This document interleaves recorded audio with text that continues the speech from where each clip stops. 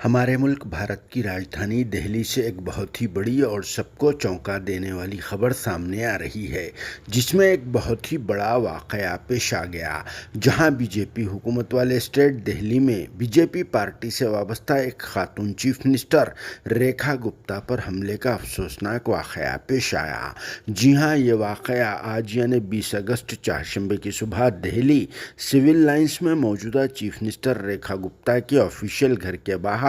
جن سنوائی پروگرام کے دوران پیش آیا، جہاں ریکھا گپتا ہر چہارشنبے کو عوامی مسائل کو حل کرنے کے لیے جن سنوائی پروگرام کو انجام دیتے ہوئے آ رہی ہے، جو آج بھی حسب روایت جن سنوائی پروگرام کو انجام دے رہی تھی کہ اسی دوران 30 سے 35 سال عمر والا ایک آدمی یہاں آ گیا اور پھر ایک کمپلیننٹ کی طرح انہیں کچھ پیپرز حوالے کیا اور پھر کچھ بولنا شروع کر دیا، جس کے فوری بعد اس آدمی نے خاتون چیف منسٹر ریکھا گپتا پر حملہ کرتے ہوئے انہیں تماچا رسید کر دیا اور پھر انہیں کھینچنے کی کوشش کر رہا تھا، لیکن ان کی سیکیورٹی نے فوری طور پر اس آدمی کو دبوچ لیا اور پھر مزید تحقیقات کے لیے سول لائنس پولیس اسٹیشن کو شفٹ کر دیا،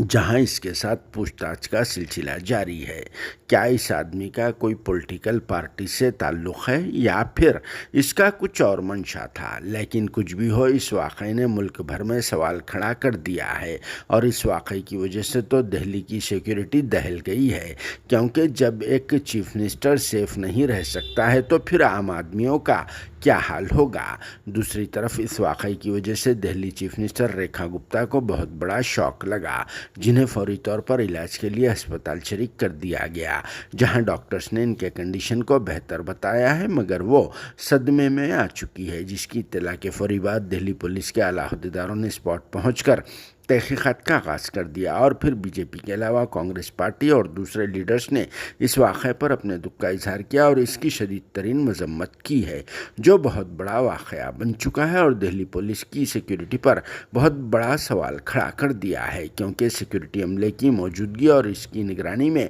ایک چیف منسٹر کے ساتھ ایسا واقعہ پیش آنا بہت ہی شرم اور کی بات ہے۔ پھر بھی اس پر آپ سب کی کیا رائے ہے؟ کامنٹ باکس میں ضرور جواب دینا۔ Bureau report, RS news, Hyderabad.